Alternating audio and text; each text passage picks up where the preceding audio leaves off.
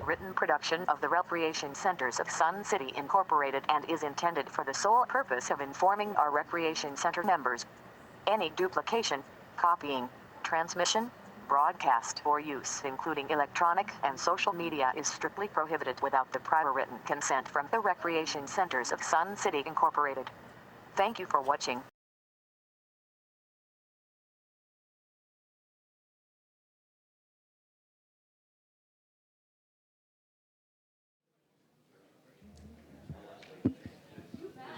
Good evening, everyone. Would you please rise and join me in the Pledge of Allegiance to the flag of the United States of America? I pledge allegiance to the flag of the United States of America and to the republic for which it stands, one nation, under God, indivisible, with liberty and justice for all. I would like to say welcome to everyone who's here tonight. This is our second candidate forum. The first one is already on the RCSC YouTube channel, so check it out if you haven't already done so. I'm a little out of uniform today because I don't have my name tag on. So I'm Dale Lair. I know, look at, I see my former board president looking at me, appalled. I'm Dale Lair, president of the 2022 RCSC Board of Directors, and I'm also chair of the Elections Committee. These candidate forums are designed for you, the members. It's a great way to meet candidates, ask your questions, and get information so that you can make informed decisions when you vote. During this meeting, I'm going to ask that everyone take out their phone, even candidates, turn them on vibrate mode. I will remind you at the end of the session to turn them back on. This year we have 7 candidates vying for 3 three-year terms. I would like to take this time to introduce my co-chair of the Elections Committee, Director Sue Wilson. Hello, everyone. I'd like to first have any of our current RCSC board directors stand up, please. We have Kat Fimmel, we have John Nowakowski, Steve Collins, Darla Akins, of course the two of us, and Mike Egge, I believe, is up there in the booth. And Alan, where's Alan? Where's Alan? No. Alan went out? Okay, Alan Linefsky's here as well tonight. How about our election committee members who are here tonight? Would you please stand? Thank you, Jean Buck, and we have Ida Eisert, Denny over here. Thanks, Denny. And and Tom in the back there. Okay. And where's Stella? I missed her. Stella back there. Thank you. All right, I'd like to go over the basic process or the rules for the forum tonight. The moderator will ask the initial question. Then we will have opening statements from the candidates. Anyone with a question can come to the podium and ask your question. Anyone with a second question should wait until everyone interested has a chance to ask one question. And then if time, additional questions will be allowed. Questions may be directed to a specific candidate or to all of the candidates for a response. Questions should be straightforward and to the point, designed to get the candidate's view on how they would function as a board director. Each candidate will have 2 minutes to respond to the questions. If questions are asked that are not fair or appropriate, the chair will withdraw the question or ask that it be reworded accordingly. When questions are asked of all the candidates, I will call on them to respond in random order for the response. The forum is scheduled for 2 hours. If members are finished with their questions early, we will allow each candidate to give their closing statements, and then we will adjourn early. If we do not get many questions from the floor, the chair is very prepared with several questions that can be asked of the candidates. We are doing something again this year called the lightning round. This is to highlight the knowledge the candidates have of Sun City and the RCSC.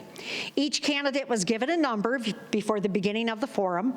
That number corresponds to a question. I don't expect all the candidates to have all the answers. It will depend on how involved you are in the clubs, but it will be interesting to see what knowledge they do have of both Sun City and RCSC. Dale, I'll hand it back. Thank you. So now it's time to actually meet the candidates, and I'd like to take this opportunity to ask each one of the candidates to introduce themselves and tell you why they're running. I'm going to start down at that end with John Sahlberg. Hello, my name is John Sahlberg. I've owned here in Sun City 17 years, lived here in Sun City for 10. I wasn't old enough to live here when I first bought, but I'm here now. I've been here for many years. When I first was retired and came out here from Illinois, from Chicagoland, was a handyman, worked a lot around Sun City, helping the people here. I haven't been very active in the community with the RCS in the past. I've been busy. I've been a chaplain I'm the chaplain with the Sheriff's Department, and I've been a chaplain with the Fire Department. And I'd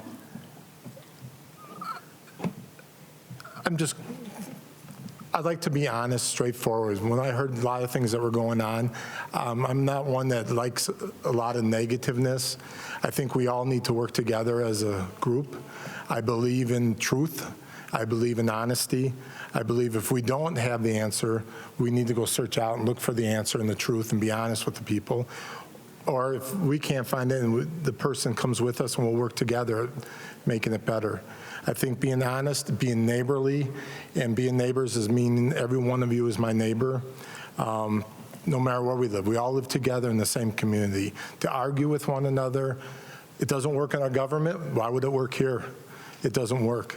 Neighbors are neighbors. We need to help one another. We need to look out for one another, and we need to work together with one another. And that's what I'm all about. That's why I'm here. And I've been learning a lot, and we'll continue to keep learning. Once I put my head into something, my wife and my mom would tell you, I'm very stuck and very focused. So thank you for the opportunity to speak.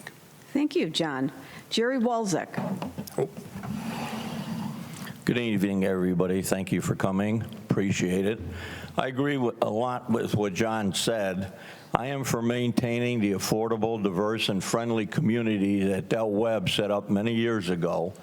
And I am for working for all residents, groups, and organizations in Sun City. I have the background, the knowledge, and the experience, I believe, to be a candidate or a board member. And I've been on many organizations, as most of you well know, for a number of years. And, you know, I've been asked lately, since I decided to run for the board, are you for pickleball?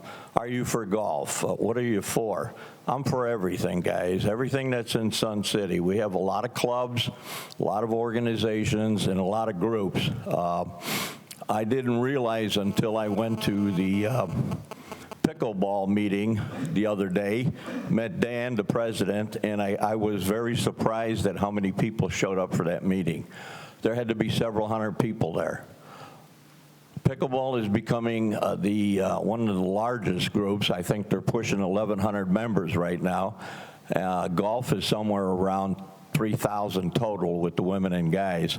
So I'm for all the groups, lawn bowling and all the rest of it. And I believe, like I said, I have concrete goals and ambitions, and I think I can help everybody. Thank you very much. Thank you, Jerry. Darla Akins. Good evening. I'm not sure that I can tell you anything that you don't already know about me, but I'll give it my best shot. I'll probably repeat myself. You've probably heard it several times. That I'm from Rochester, New York. I moved out here in 1985, but I've been living in Sun City for 17 years. I moved out here and worked, was working 10 years before I retired while we were living out here. So I can't imagine somebody who's retiring and doesn't live in this kind of community, because once I retired, I knew exactly what I was going to do.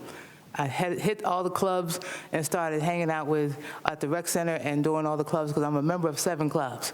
And they only meet once a month, a couple of them, or twice a month. But anyway, I'm very active in the community, and I've been very active on the board. We were able to do a lot and say a lot before COVID, but since COVID, it's been that much fun, and it's been because everybody seems to be real angry.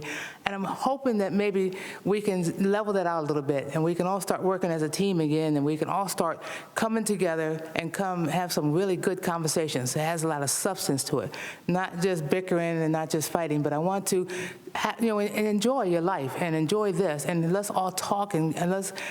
They say, can't we all get along? It would be nice. I mean, I know you have some things that you want to, answers that you want to have, and we're trying to get you those answers, but we don't always have all the answers because things are changing all the time. But if we can get you the answer, we would definitely like to do that for you. I think that's about all I have to say, is the fact that I would appreciate your support and your vote. And hopefully we can continue to keep Sun City moving forward and not have any more stalls. Thank you. Thank you, Darla. And now Steve Collins. Hello, everyone. My name is Steve Collins, running for re-election. Why I'm running? I'm running because I really enjoy this Sun City. And I enjoy being in the clubs, and I started to see maybe some changes where clubs are being asked more and more to pay for the things they want in them, and I don't think that it has to be that way. I think that we can support our clubs a little better, and I would like to see that. And some of the when we do have a safety issue, I would like to see them corrected as soon as possible. I don't want to wait until someone gets hurt. I want to act on them. We live in a great community. We definitely need to care for one another, look out for one another. Keep your neighborhood watches going and stuff, because it's going to get worse out there before it gets better. And we need to look out for each other, and we need to also do more here for the safety of all of our buildings. And I want to try and help everyone. There's no club that I will not listen to and help. I'm here for you, for each club. And when we promise you something, I want to make sure that what we promised you is what you get. I don't like you were promised something and something gets cut out, and then all of a sudden it's, where did this go? When you are going to get something, you should get it. Thank you. Thank you, Steve. And now to the other side of the mic, John Fast. Thank you. I agree with everybody. Aren't I agreeable? Those are my prepared remarks. I have to agree with Steve that I believe in what's called WYSIWYG. What you see is what you get. And so when we have a large PIF projects, and it's a process. You have to go through step by step by step, and you have to keep everybody involved and informed. But at the end of the day, we have to say, okay, this is what we can afford, and this is what we can put in. Is that okay with everybody? And I think we've fallen down a bit in that area, and we can improve it. The other thing I would like to see, and I think many of the folks here mentioned that, is greater collegiality between all three legs of our stool, which is members, management, and the board. We're all here, I think, for the same thing, to have fun, if I'm not mistaken, and there, as far as I'm concerned, there's an unlimited opportunity to have fun and enjoy our golden years. So I guess the reason I'm running for the board is I think I can, I have great active listening skills. I think I have significant experience in facilitating collegiality, and I think that's about it. Thank you. Thank you, John. Jim Ruff. Hi, I'm Jim Ruff. I wanted to address something. Somebody told Dale that I looked like I was afraid up here because my arm was shaking. I just got diagnosed with Parkinson's, so it's not because I'm afraid, it's because I can't stop it shaking.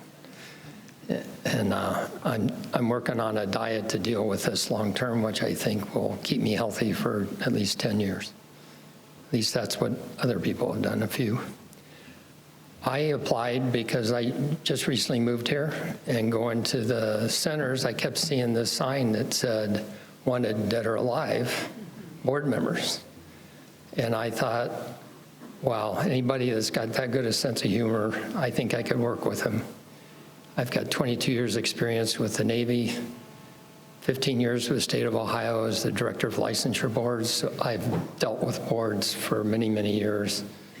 On both sides of that, I've run the boards, I've been a board member, I'm familiar with Robert's Rules of Order, and I think our focus is to give our members what they want the best that we can.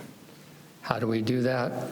Each issue we need to look at, and what I put on my card, and somebody told me, you keep saying the same thing, and that's because I want you to hear it.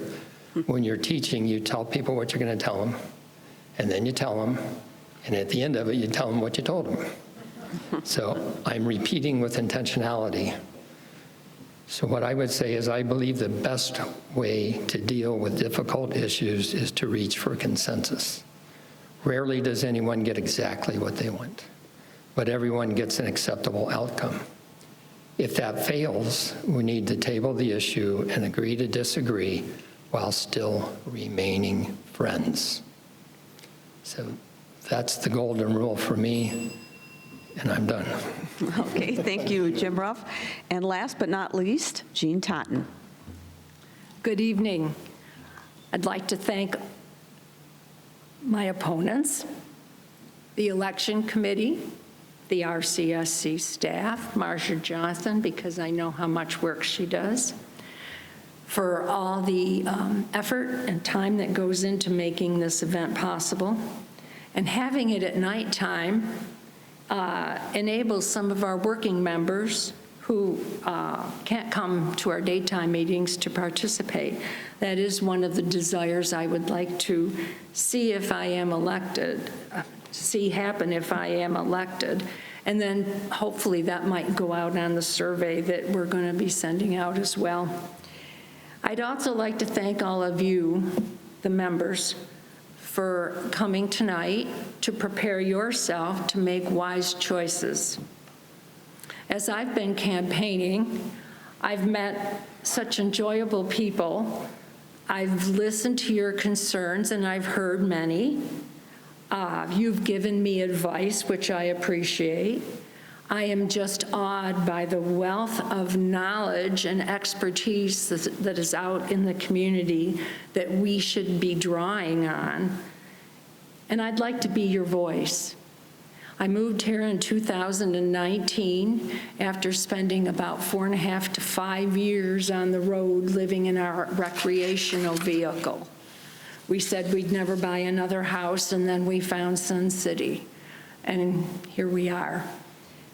My first election was the 2020 election, and some of the events that followed are what led me to become interested in being up here tonight and becoming a candidate.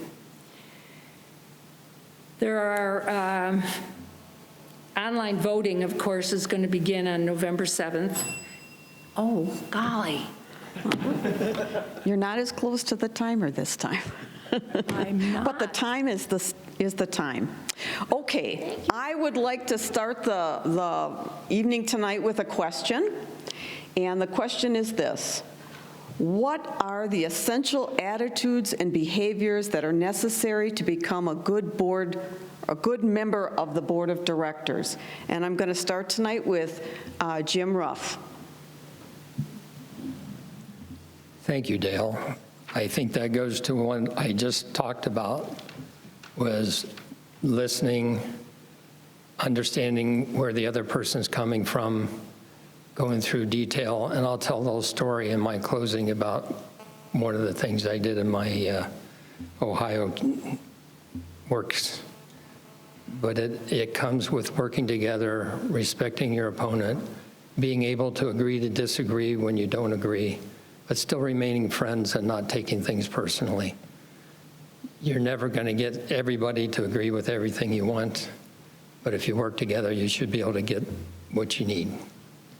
Thank you. Thank you. Number 2, Jerry Walczak. I believe the best thing that the board members can do is perform their fiduciary duties. A lot of people don't understand what that is. You have a duty of care, duty of loyalty, lawfulness, and good faith, and working in the best interest for the members and for Sun City. So that's uppermost in my mind at all times, fiduciary duty. Thank you. Thank you. Okay, John Sahlberg. Excuse me. I agree with the last couple of gentlemen. We have to work together. We have to, I say it over and over too, we have to be neighbors. We have to care about one another. We as board members need to be open-minded and listen to all the things, not just have a closed mind going with a narrow path. We need to be open and listen to all the concerns and then try to do the best we can for everybody. But like Jim was saying, just like, we're not always going to agree 100% with each other, but we need to be able to work together. We need to be able to live together and be able to hold our heads up high, all of us. This means as we walk around, see one another, knowing that everybody's got our best interest. That's what Sun City's about, is retiring, taking care of one each other, and enjoying life and working together. And I believe that's my whole heart as board members. We have to do that. And I try to do that every day, and with the job I do for the Sheriff's Department, for the Fire Department, I'm out in most situations that are probably the worst situations a lot of people have been in, but I'm open-minded and listen, and I have to be all things to all people at that time too. I can't just be what my belief is. There's other people with their beliefs, and I have to meet them and work with them and help them through their situation. So thank you for listening. Thank you. Darla Akins. I think the biggest thing, the first thing that comes to my mind is to be prepared. When you know that you have an obligation like we have, I think you need to know why you're there and to remember why you're there.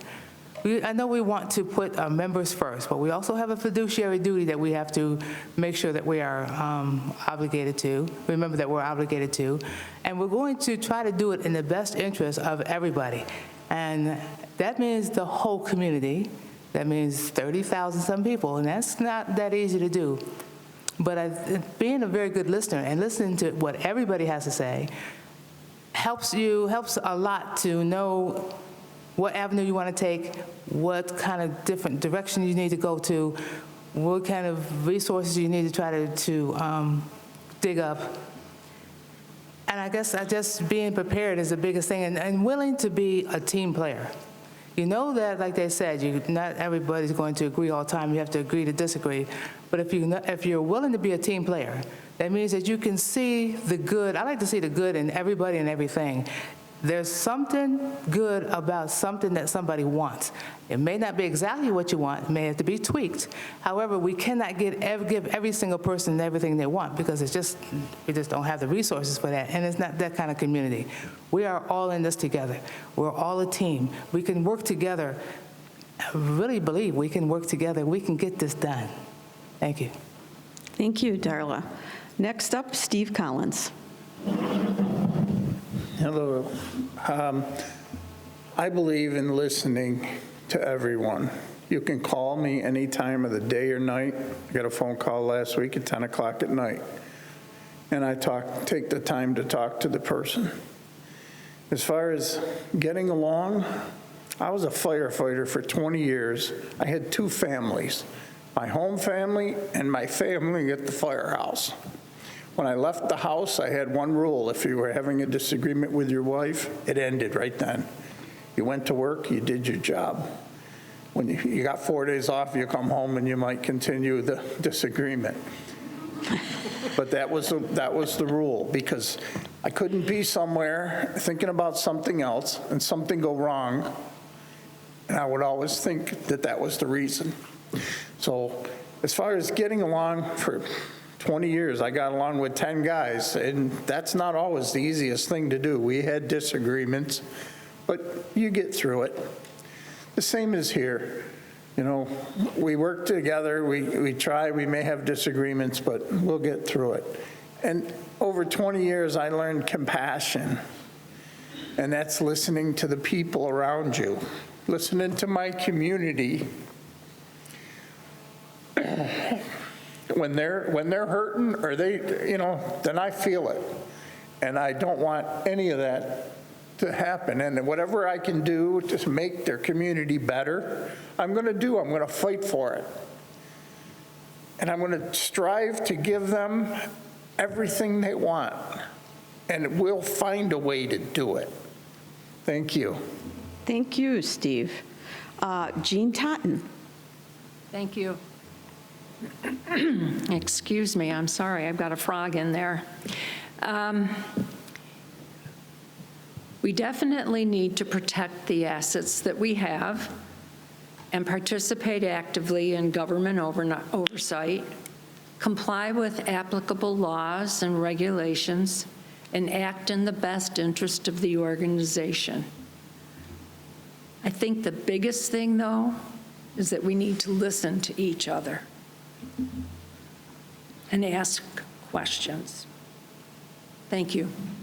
Thank you, Jean. And last but not least, John Fast. If I understood the question, it was about what are the attributes of an effective board member? The essential attitudes and behaviors that are necessary to become a good member of the Board of Directors. Thank you. I think there's two levels.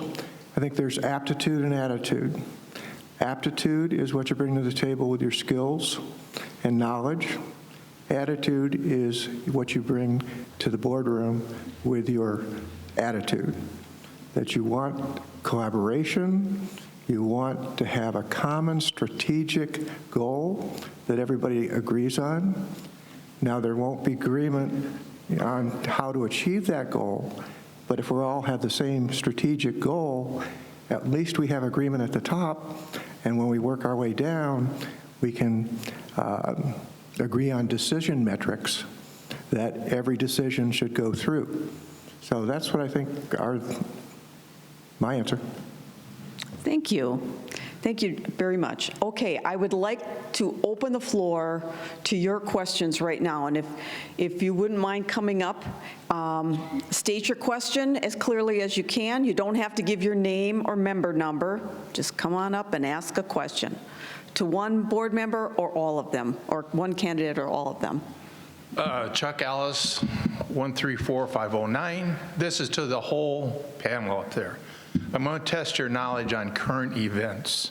There seems to be a rift between the posse and the board or whomever's in charge. Can someone explain what's going on and what the outcome of this would be?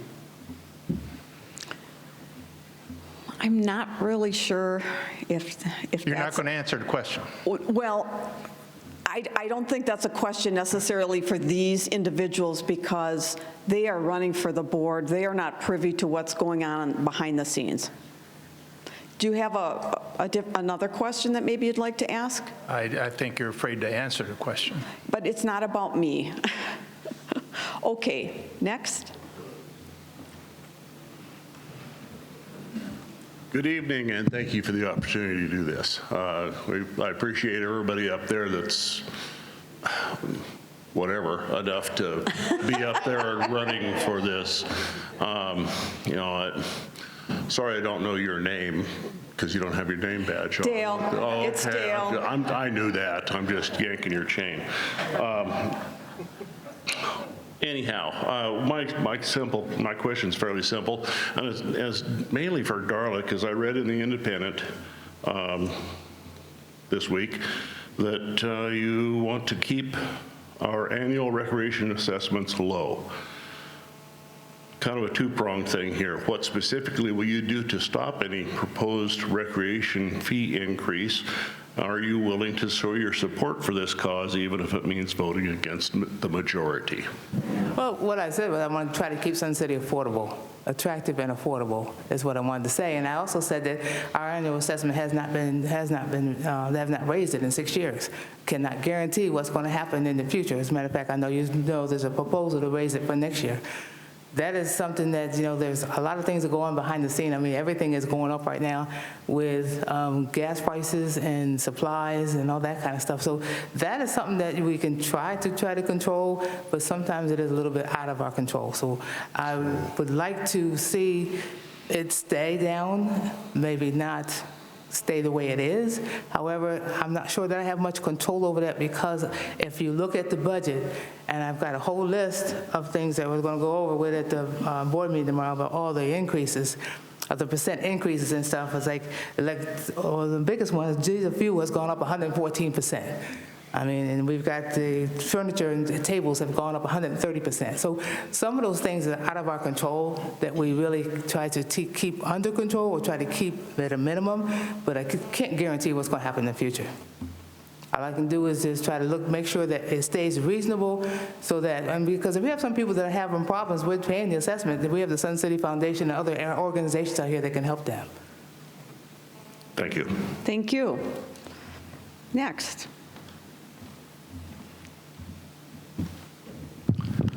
Good evening. So, as a board member, well, over the years we've heard some terminologies that are interesting that'll test your mettle from time to time, and I think this may be one of them. Hopefully not, but as a board member, I'd like you to tell me how you would differentiate between your responsibility to the members and your responsibility to the corporation. Thank you. I'm going to start with Jean Totten. Thank you. It is a tricky situation, isn't it? It's like this, the scale of justice. The members are the corporation. The corporation is the members. Corporation wouldn't be here without the members. You have a fiduciary duty to the organization,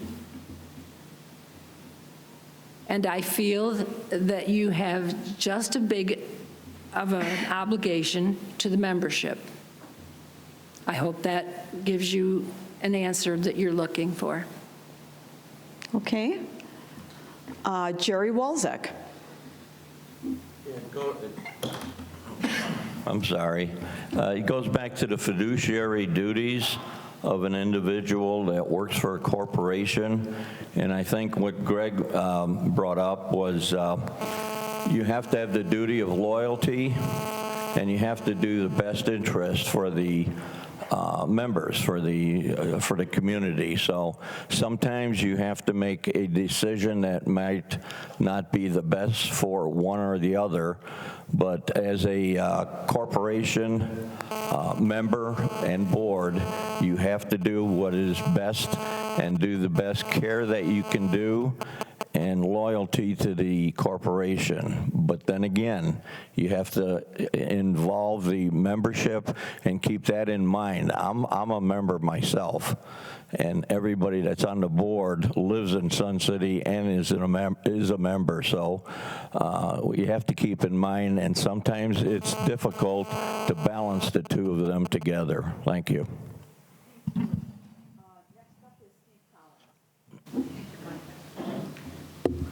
Yes. You have to, I believe you have to, this community was founded to give the residents the best in recreation, and it's our duty, fiduciary duty, to try to provide that in every way, shape, and manner possible. But in the same token, we have to look at our bottom dollar, and we have to make sure that we stay, we have to keep a strong foundation in our funding. We can't let ourselves get into financial despair. So we have to plan what we're doing very carefully, make sure that we lay it out right on the foundation before we put it out for bids, make sure that the bids come back with something that we can afford without hurting our bottom dollar, and then we put it forward and get it for the members. Thank you. Thank you. Next up, John Fast. I think that's a great question. First of all, very rarely is there a difference between what's good for the corporation and what's good for the members. But there are instances where there are. One instance would be if somebody wanted to spend so much money that it would put us in financial peril. That's where you have to say, yes, that might be good for the members, but the corporation might go out of existence. The second would be if somebody wanted to come in and change the basic character of the corporation into like a lobbying group or something like that, not what its original purpose is, and then you've got to say, no, that's my duty is to the corporation, and the corporation, articles of incorporation say what we are. So that's the answer I can think of. Okay, Jim Ruff. Thank you.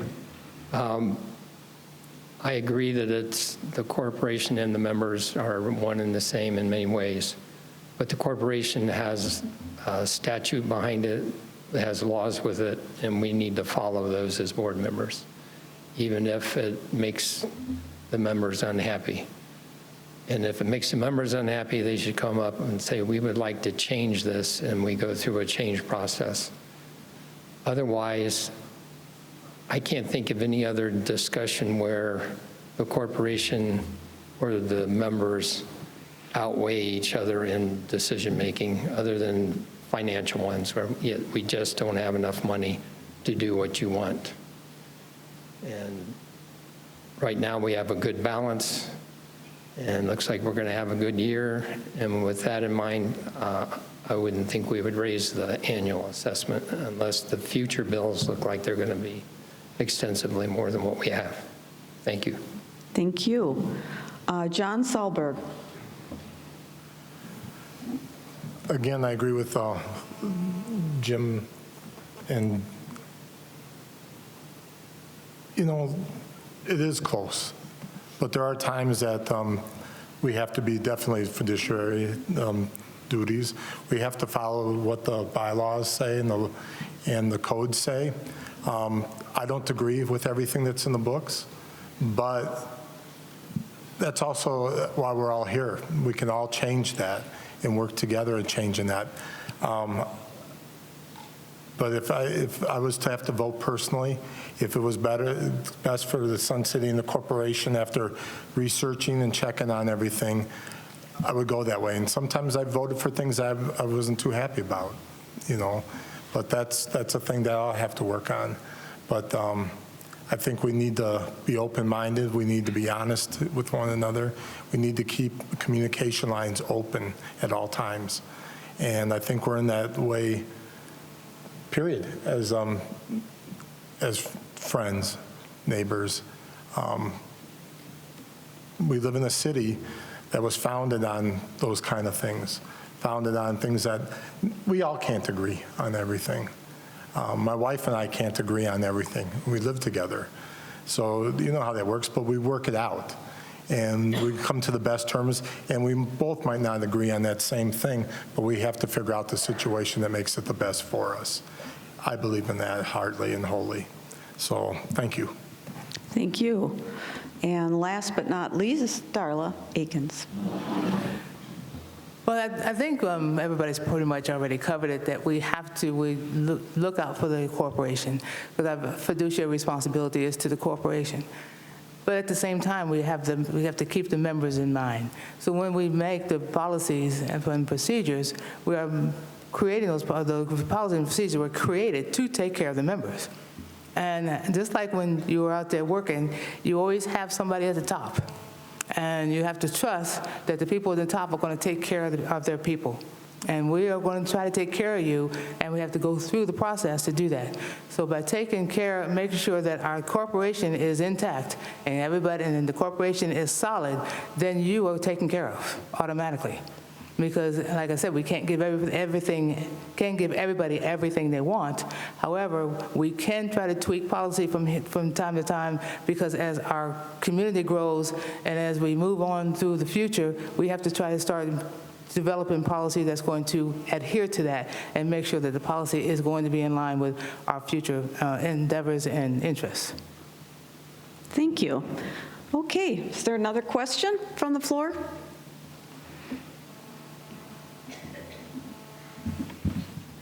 Hello, my name is Barb Erickson, and I'm a member of the Water Volleyball Club. And as you know, we've been working with the board and management on the Mountain View project and the sport pool, because we're a growing club and we need that dedicated space.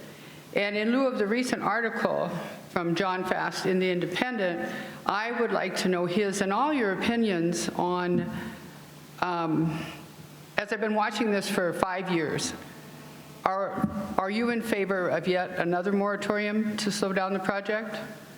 That's my question to all of you. How do you feel the Mountain View project is ready to go forward? Okay. Everybody got that?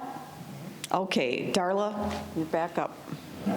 I am hoping, I can't say that word. Yes, I would love to see the Mountain View project move forward. It has to move forward. It has been stalled way too long already. We have to move the Mountain View project forward. And I think the way Dale has everything set up to where the club presidents or the club boards, everybody that's involved with that is coming to her and coming to management, and they're all working together to make sure that each club gets exactly what they want. Well, not exactly, but close to what they want. I mean, we may not be able to do everything they want, but I mean, they are working together and coming to a good compromise. And I think we have to move the project forward. We can't, it's a good project. It's going to be a good project. We have to let it continue to move forward. Thank you. John Fast. Thanks for the question. The answer is no. I mean, that project is moving forward. There are going to be stages in the process, though, where we're going to find out costs, and we're going to find out what we can afford. And so we have to be open to how we get the best for all members as we move forward, because we don't have the cost for that. We don't know if we have enough money. If we have enough money, the project has been approved by the board. So it's really, again, the steps in the process. Now, my article was about bad process, and I disagreed with the process that it went through. But it went through a process. It's board approved. Now we have to see if the cost, and when the cost comes in, there may be decisions that have to be made. Thank you. Let's see. John Salzberg. Thank you. That is a good question, but I think we definitely need to follow through. We need it's all important. I can't see anything in any club that's not important to the members. When you belong to a club, that's important to you. If you're moving on, and if the board did pass so far what they passed, like I said, like we said earlier, I'm learning a lot here myself. I'll be honest with you, I've learned a lot. And how things are moving along here. But we also have to do is wait and see what the costs are, and then try to make the best decisions and being upfront with you guys. And that's the city here, being upfront with the members, and it'll be up to everybody to work together on that, because the cost will come from all of us. we'll all have to pay for those costs if we want them to follow through and keep moving. So I agree. I think we need to make sure those do follow through, and we stay on top of it. Thank you. Thank you. Jim Ruff. Thank you for the question. I think it's a difficult one for us to be able to answer because we haven't really been involved in the details. But having worked construction with my brother, was a general contractor for a couple years, there's so many things that can slow you down. You got to get building permits. You got to get the architect, before you get the building permits, have the whole thing in. You've got to have a price in there. And as we all know, inflation's hitting, the costs for construction are going up. It's just really a lot of detail in there. And I've talked to Bill about different projects, not this one in particular, but it's really juggling to get all the details together, get a final plan, get the bids, and get started. And sometimes that takes way longer than anybody likes. And sometimes it can go fast. It all depends on how complicated it is and if we're all in agreement on where we're trying to go. Thank you. Thank you. Next up, Jerry Welzek. I was on the original committee in 2016 as the co-chair for Mountain View and that project. That's 7 years ago, people. It's time to move forward. $2 million was set aside for this year, $15.5 million next year, $7 million in 2024. And then again, I think there was something like $9 million set aside for the pickleball pavilion in 2030, I believe it was. So I think it's time. The money's there, the PIF fund is there, and it should go on. And it's time. It's been 7 years. Thank you. Thank you. Jean Totten. Thank you. Unlike Jerry, I was not here at the time when this began. Actually, I think it started, from what I remember, way back in 2009 might have been the first indication that the players had wanted a theater. And it's gone through many, many processes with long-range committee meetings and town hall meetings. I took the time last year to walk the neighborhood and ring doorbells and talk to the people who live around the area to see what they felt. And I asked them, has anyone from the board or from RCSC been here to chat with you? And most of them said no, they'd never seen anyone. Many of them wanted it, but most of them were concerned about the cost. $27 million is what has been anticipated for the first phase, I believe. I can't remember if that's the second phase as well. But that was proposed last year. And so I am guessing that the cost is going to be much, much more than that. And that worries me because our PIF is only going to go so far, and we have a huge project that will come up as far as the water is concerned. We have no idea what the state of Arizona, what we're going to have to pay out for water. So yes, I want to see it go forward if the processes and the cost and everything gels together. Thank you very much. Okay, come on down. You're the next contestant. Oh, you didn't get a chance? Hello, I'm Dan Haberman. I'm president of the Sun City Pickleball Club, and sorry, I'll make you. I'm sure some of you sitting out here, me saying the word pickleball is probably getting to be like fingers on a chalkboard. You're probably so tired of hearing the word pickleball. But just to give you an idea of where we're at with pickleball, my club had a membership meeting on Monday night, and John Sahlberg, yes, Sorry you missed it. I'm sorry, I missed it too. But just so you know, Jerry, Darla, Steve, John Fast, James, and Jean were all at my meeting on Monday night. So you don't think pickleball is a big deal. Anyways, at that meeting, I kind of gave a report as to where we're at with the Lakeview project. We're hoping to get some new courts built at the Lakeview. I've worked with the board, I've worked with the management of the RCS, and we're moving along to get some new pickleball courts at the Lakeview. You got to realize right now we've got almost 1,030 members trying to use a very few number of courts. And so building some more courts is pretty essential to the sport, to the fastest growing sport possibly in the world. So my question would be this, is we are moving along with this Lakeview project. Madam Chairman, can I ask questions to specific candidates? Yes, you may. Okay, thank you. So anyways, we're moving along with this Lakeview project.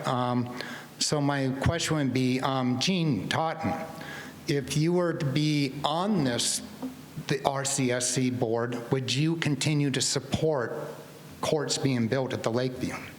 Would I, excuse me, would I continue to support courts, pickleball courts being built at the Lakeview? Okay. Dan, I will tell you, I was extremely impressed at your meeting Monday evening. You have more people there than we have here. It's a shame that we don't get the same amount of response. I don't feel that I have been given, as a candidate, as a member, not a member of the board, I don't feel I've been given enough information that I can really answer your question.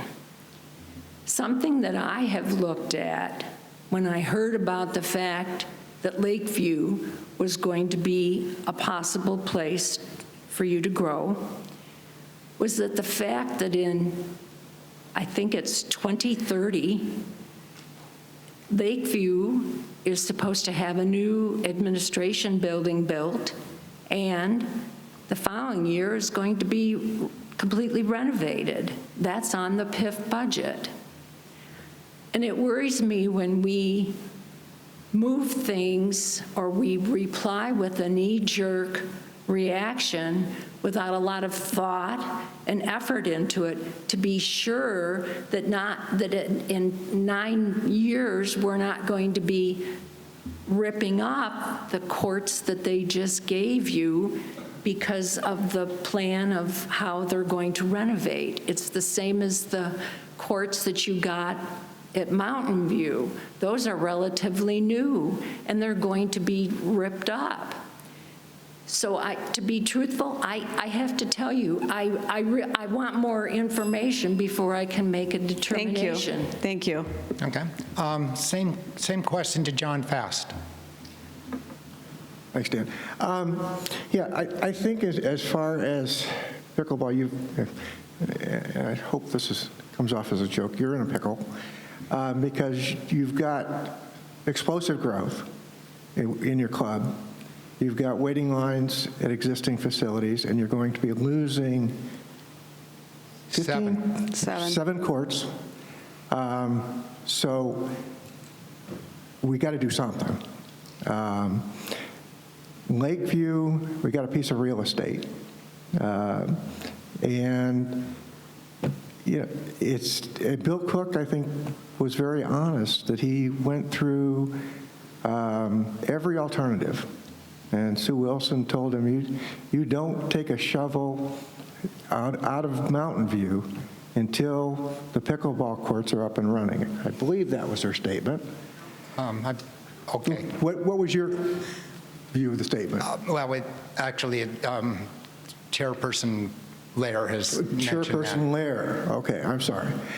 So, yeah, I mean, I agree that if you get the pickleball courts that are promised you, and they're high quality, and they meet your specs, we need to go for it. Because like the lady on water volleyball, if you're running out of capacity, you got to do something. Thanks. Okay, all right, thank you. Thank you. Before we take another question, I'm going to go back to Steve because I skipped him. I'm sorry, I marked you off. You were the last one. Moving forward with Mountain View, do you foresee any changes? It was, what are your feelings about moving forward with Mountain View? I want to see the project go forward. We have a bunch of projects. We have softball. We have pickleball. We have Mountain View. We have the lake. And a lot of our projects are waiting on the architect. Maybe we need to work with 2 architects to get our projects through so we can get going on them. That would be my one thing that I would like to think, everything shouldn't be sitting on his desk. We need it to move forward so we can get it. Most of our people are 60s and 70s. They can't wait 10 years. They won't be here. What do you think about Mountain View? I think Mountain View should go forward, and we should expedite it and get the architect a little light of fire under his butt and get him going on it, because until that comes back, we don't know the cost. And that we really do need to know the cost. I think we need to do things a little differently. We should have the concept drawing should be as close to being perfect as it can. So when it goes into him and he draws it, the bathrooms are in there. And we discussed, we didn't like the bathrooms. It should have been fixed before it went to him for drawing. Then it comes back, we don't have to do what they call change orders. Change orders are going to drive the cost of every project up if you have change orders. That's why everything has to be right the first time. Because you give these contractors change orders and you can't control the price. So that's how I feel on that. Thank you. Thank you. Okay, Denny, come on, your turn. Thank you. As a former board member, I'd like to, first of all, thank all of you for taking the time to run for the board. I know it's a commitment, and it'll be a lot of fun and a lot of challenges. The question I have for you is pretty simple. It's in your next term, or in your first term, what one thing do you hope to accomplish? Okay. Starting with John Salzberg. Well, first of all, I just want to say to the pickleball gentleman, I'm sorry I missed the meeting. There are some times I have an obligation that I gave to God. So as a chaplain, I follow those obligations, and I don't leave our men and women in the field hanging. So, and that includes you. I would not leave you guys hanging.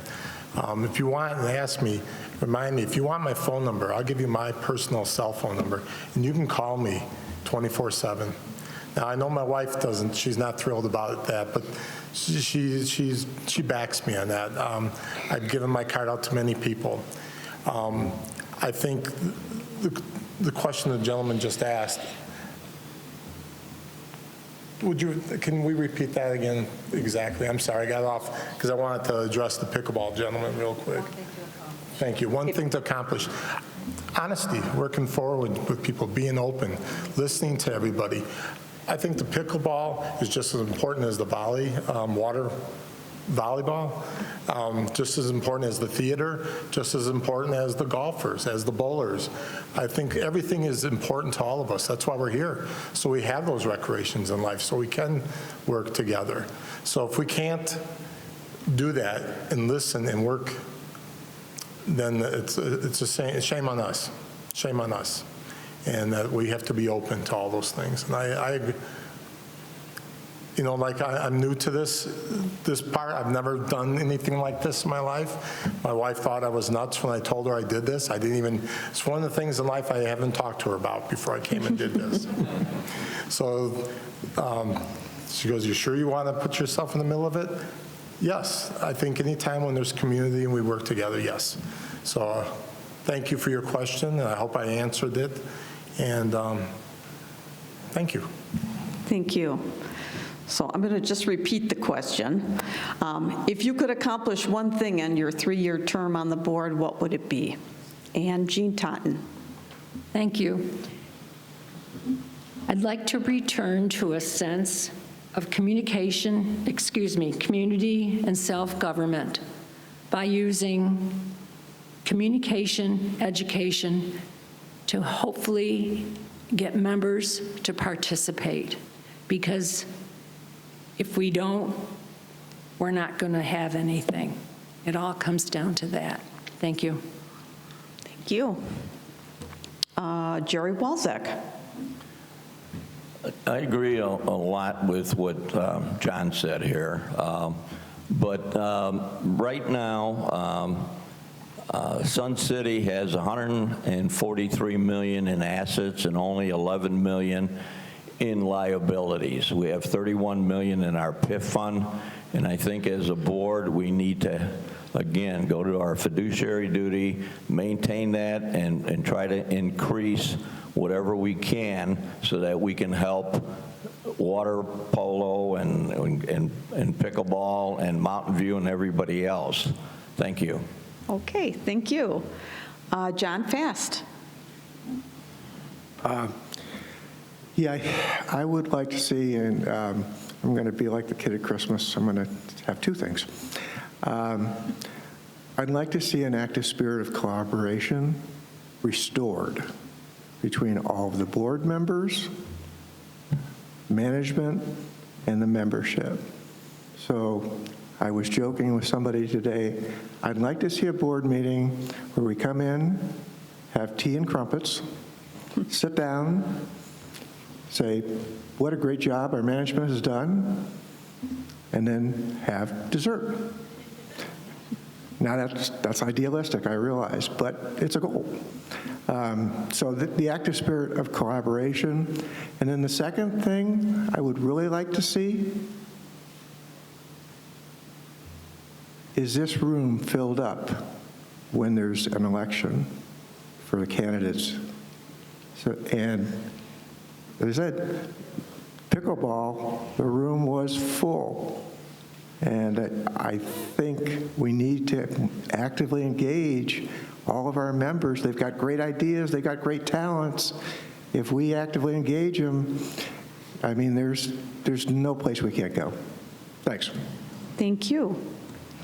Darla Akins.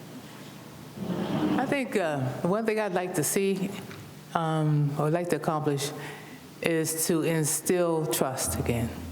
I know that some of you don't trust the process, you don't trust the community, you're not trusting very much anymore, and there's really not a lot going on in our whole world right now that is really trustworthy.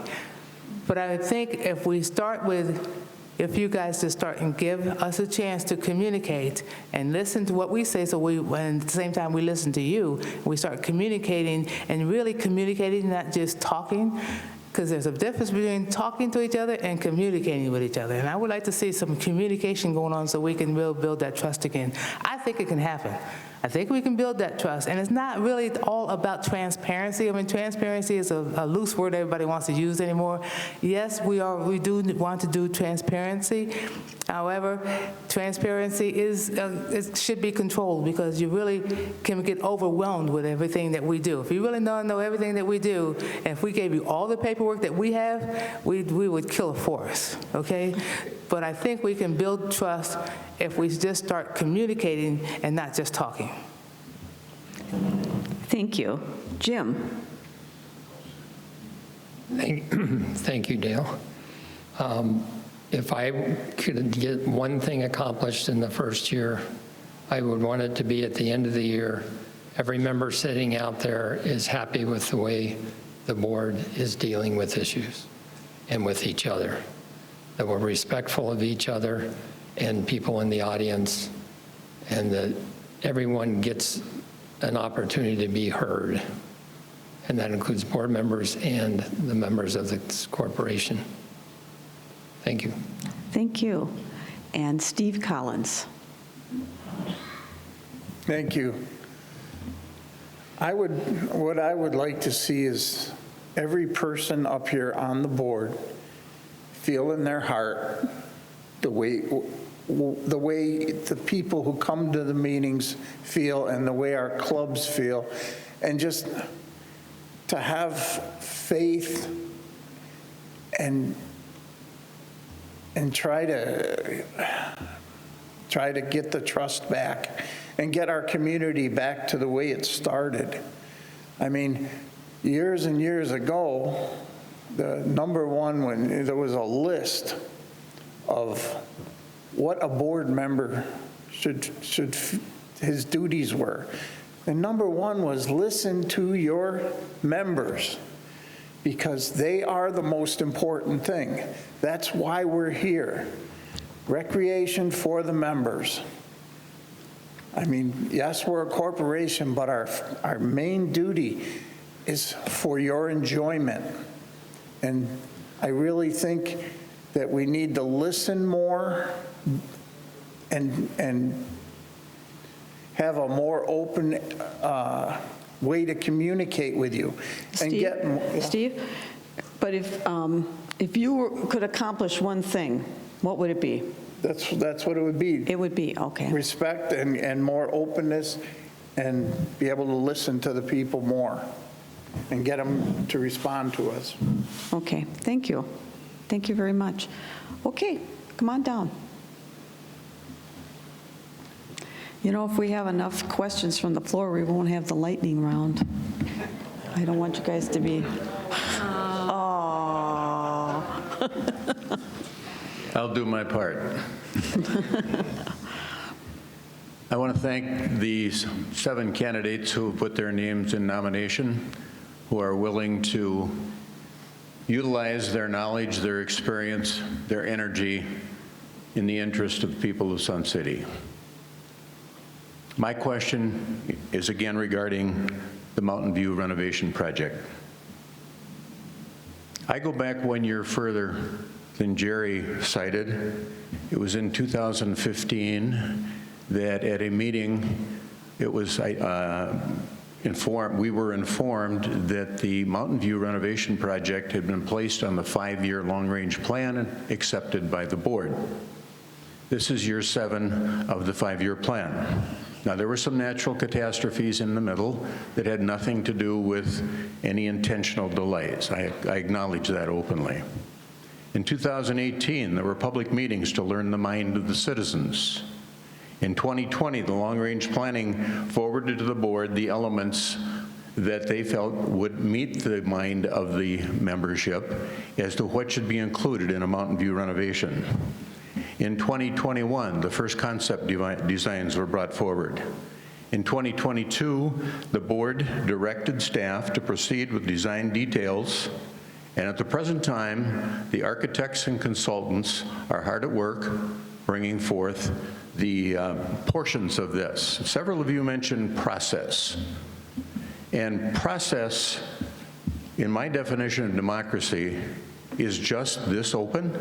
It's this involving of the people involved, the users, the benefactors, as well as the people responsible for the execution of that. My question is this: can the members of the corporation, the voters, count on you individually, and I ask this of each of you, if elected, can they count on you to honor the process that has been established by your predecessors on the board and withstand the efforts of special interest groups who try to waylay or derail the process before it reaches completion?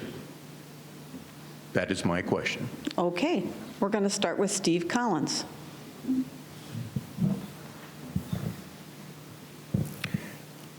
Most definitely, I will support this. The one thing that we're all sitting here waiting on, though, is the cost. Because I don't want you to get an empty box. What you've spent all the time in design and everything that you need in that theater, I want to get in that theater. I don't want to cut this out and cut this out and cut this out and build you walls. I don't want you to do the same with the, the fitness and everything else. I want to get you what you asked for and what you spent all the time in designing.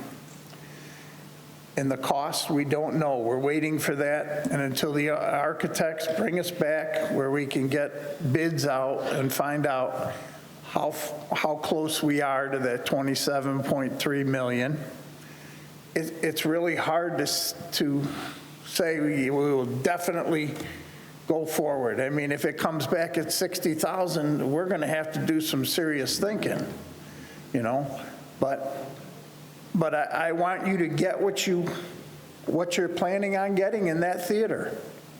And I don't want any shortcuts. I don't want you to get it and say, geez, I wish we could have got everything, the other stuff. I want you to get what you put on that list. You told us what you want, and I want you to get it if we approved it. So let's get it for you. Thank you. Thank you. Next, Darla Akins. Okay, I think you're asking, do we support the process? And I think, I don't see any reason why we shouldn't support the process, because our management team has obviously done a good job already in the past, especially when they've already done big projects like this. Especially when they tore down Fairway and built it back up again. We've remodeled a couple of centers already. I think the process that we have in place is a good process. I think we have to trust our management team that they know what they're doing, because they've been through this before. That's not their first rodeo. And I think that as far as like Steve was saying, we've already got some estimates from the architect.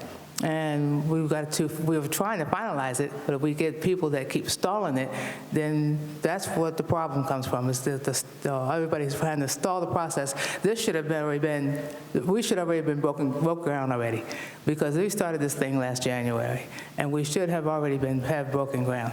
And we can do that. We already know, and if you've ever done any remodeling at your house, you tell the person that's doing the remodeling what you want, and then they come back and they say, well, if you want this or this is going to cost you this. I said, I originally thought it would be this, but then if you want this. So there's tweaking that can go on in place, and there's always tweaking that goes on. You will get what you want. It may not be exactly what you want, but it will be close to it, and it's going to be, because the money's already there. And I think for what you already want, we've already got that money for that. I don't really think there's a problem. Thank you. John Fast. I guess it's a good question. And actually, the history that I researched back to 1976, when the Players Club first was promised a theater at Bell, and had a fundraiser to get that. So yeah, it's been a long time. The big unknown is the cost. I'm hoping, I maybe has seen costs, I haven't, but I'm hoping it comes in at or about what we have budgeted, because the PIF is a fixed thing. So if it comes in at $70 million, well, we're going to have to decide, do we take all the water off the golf courses, or, where's that money going to come from? So I am a very fiscally conservative person. I want to see the numbers. I want to see the data. But yeah, I think we're there. I mean, we're moving forward. I don't see anybody standing here and trying to stall it. So if there's somebody that's trying to stall it, please let me know. Jean Totten. Thank you.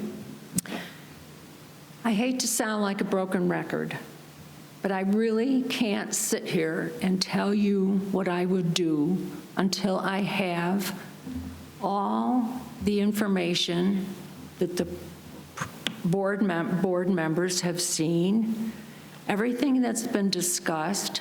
I'm not sure I've seen it all. I am concerned about the money, as I said before, and you're way past due in having your Performing Arts Center. And I'm sorry about that. Somebody goofed a long time ago.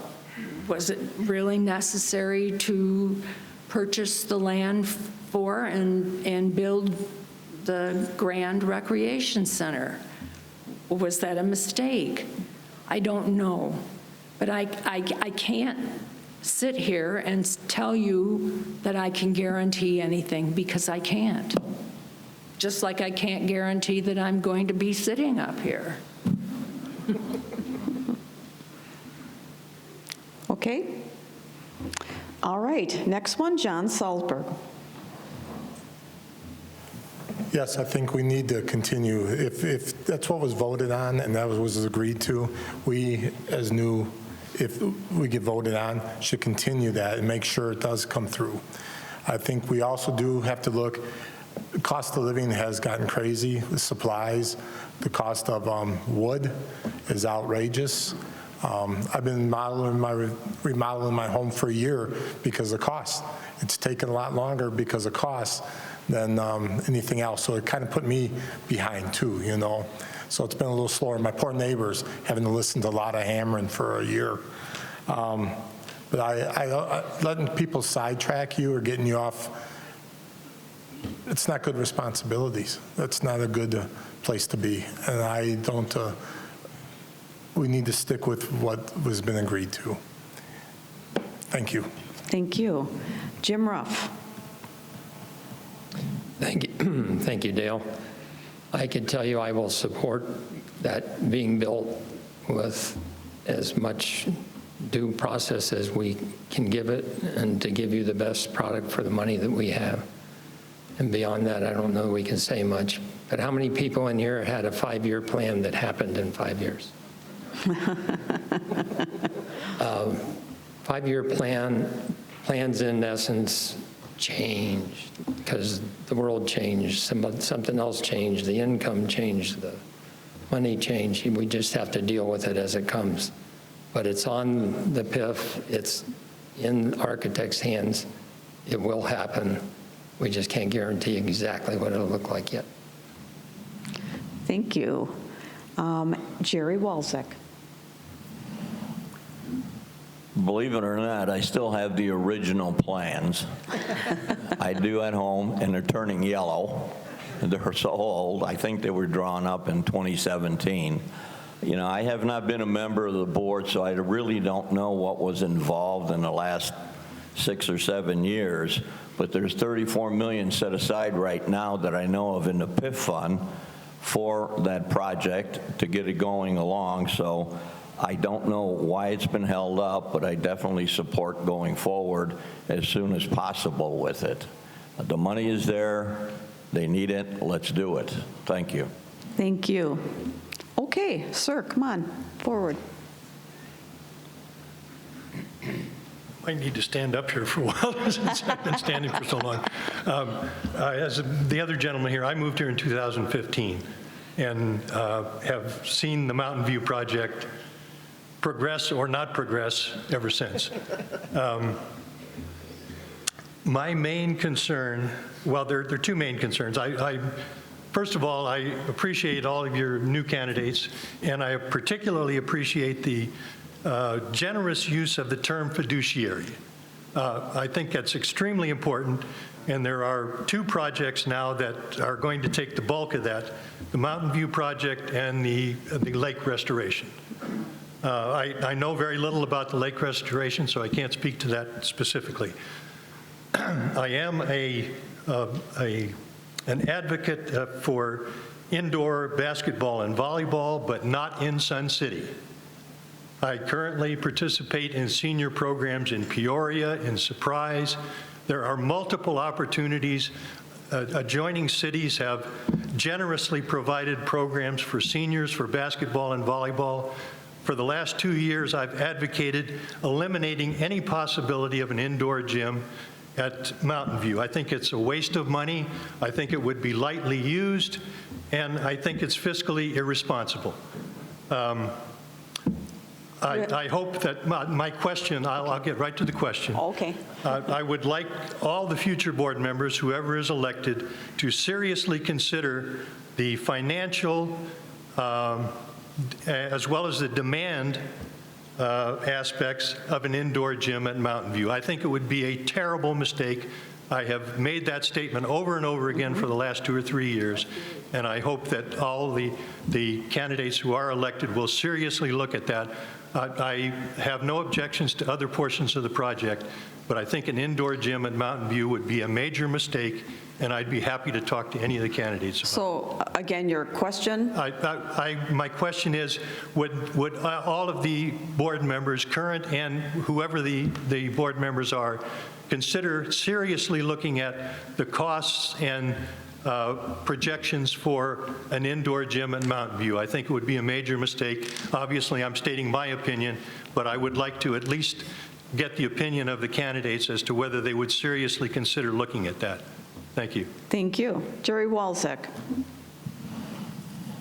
I believe it was 2018, my last year on the board here, that somebody asked for a full court basketball indoor. They asked to put it in here, and that's not possible. This is a floating floor. So it was proposed for Mountain View. I've always played sports all my life. That's how I got this beat-up body that I have right now. And I am for most sports in Sun City, or all sports in Sun City. And I think if the basketball individuals come up with enough people to support an indoor court, I think we should have it. I believe at first they only came up with 25 people or something to form the club. I don't know where that sits right now, but you do need at least 50 for a dedicated space. So I don't know where that sits right now, but if they have enough individuals, I'm definitely for it. Thank you. Thank you. Jim Ruff. I guess my first take would be, I believe the plans are drawn. I don't know how far along they are. Changing that will cost money as well. It's hard to imagine that there aren't enough basketball players in this community to want to play. And if there's not indoor anywhere else, again, this is long-term planning. So our long-term planning group is going to go out with a survey here in the near future, and you'll get your chance to say what you'd like to see things to be. We're also going to ask potential future residents. So we're talking about a 5-year plan. What are we going to need to attract the people turning 55 5 years from now, 10 years from now? So we're trying to be strategic and dig into all this stuff and make decisions based on facts, not on just it's somebody's idea.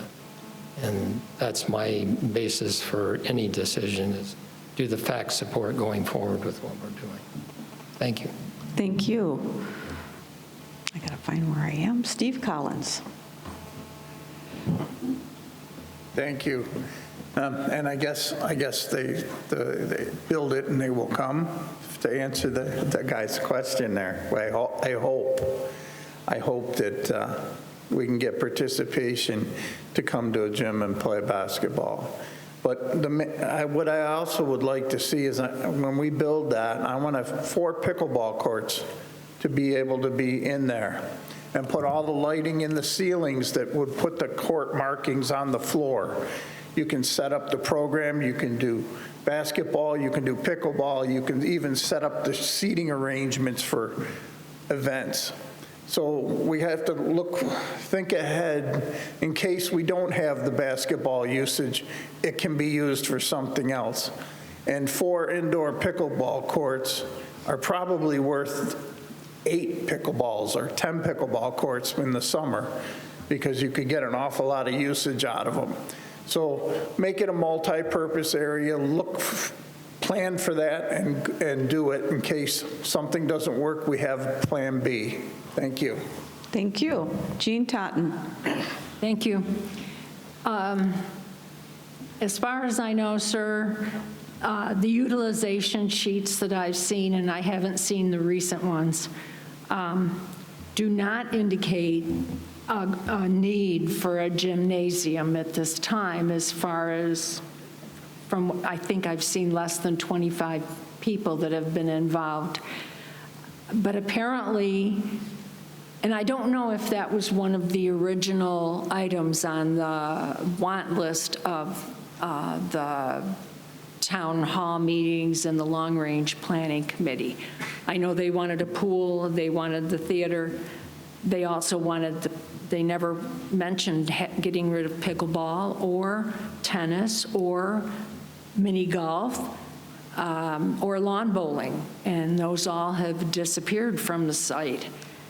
The one thing I've heard quite a few times is that we don't have enough space for large groups like the dancers to utilize, because the rooms aren't large enough.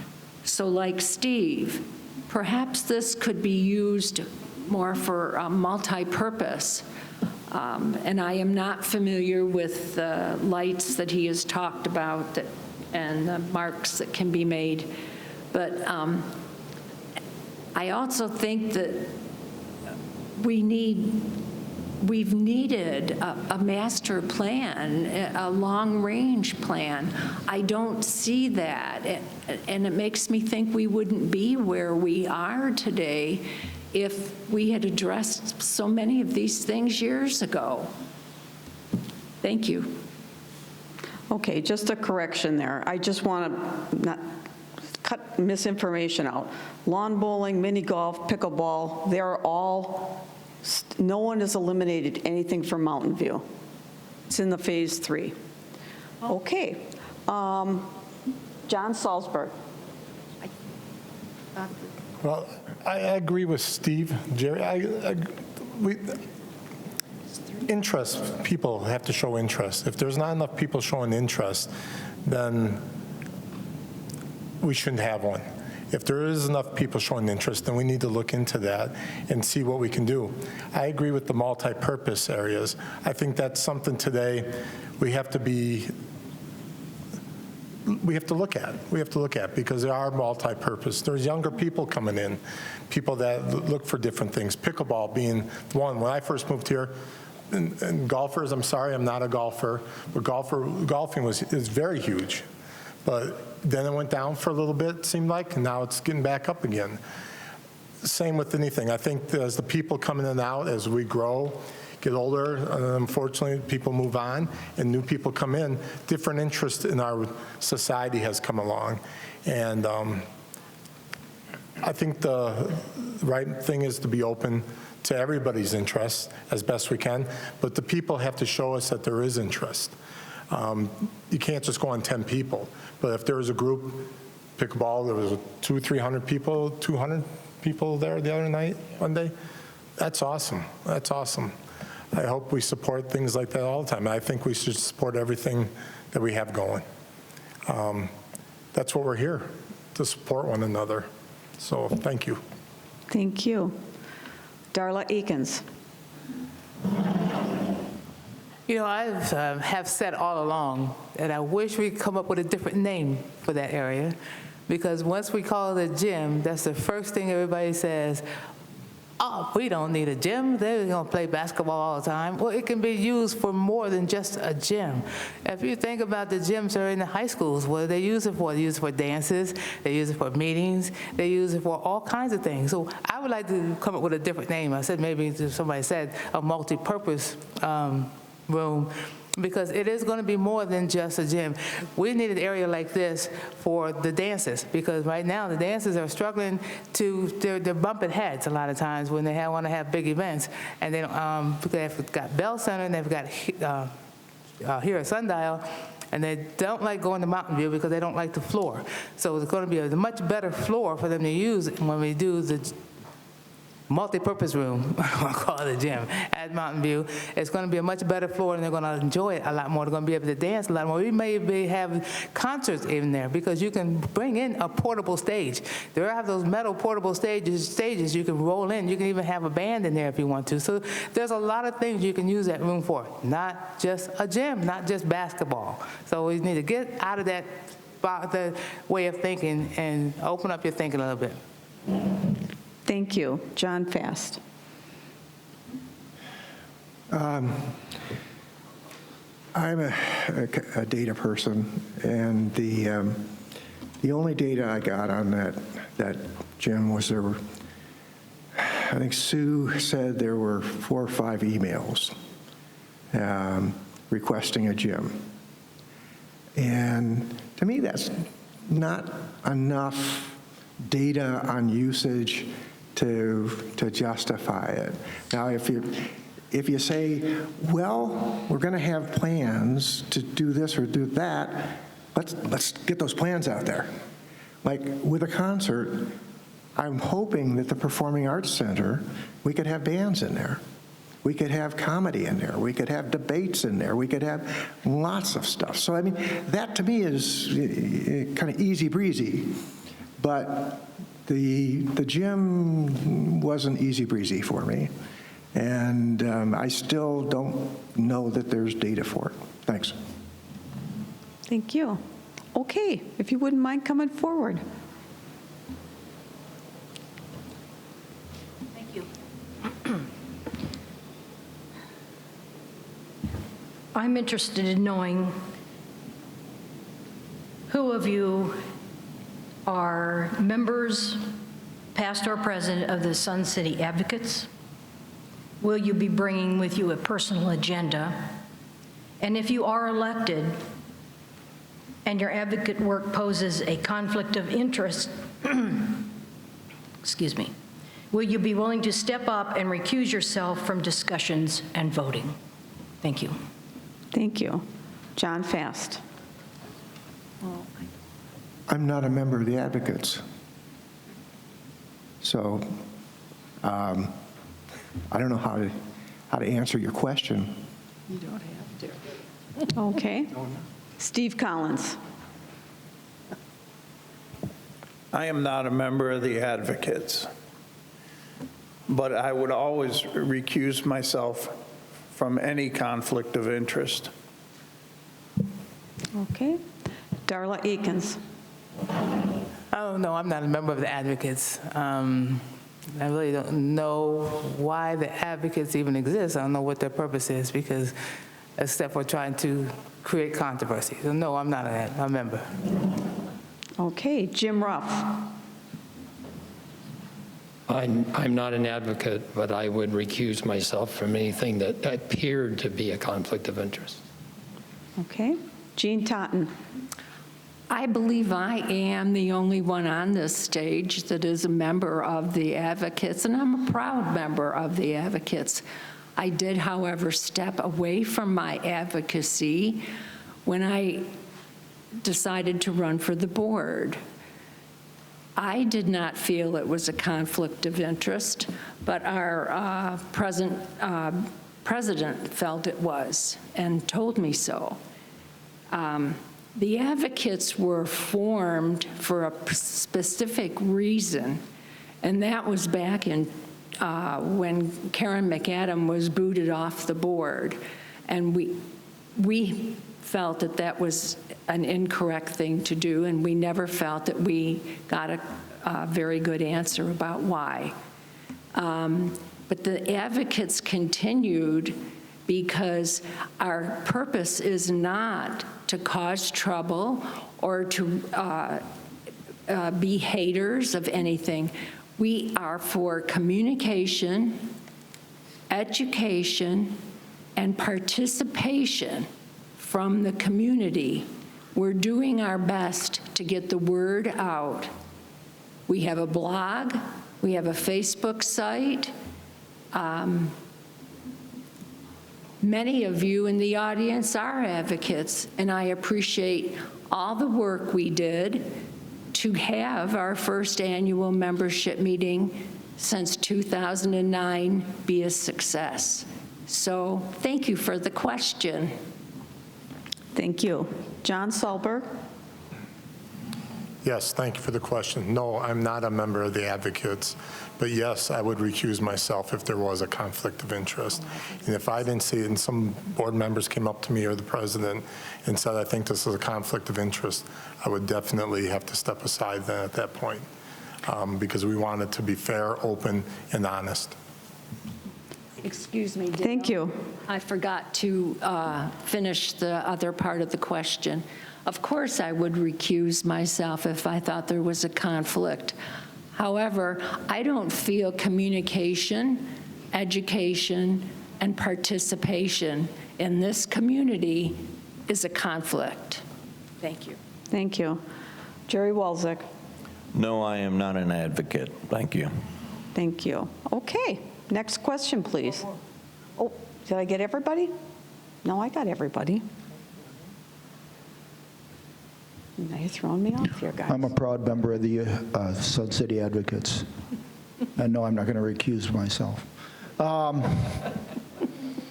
Let me put a question, and actually it's changed, but I want to frame it historically.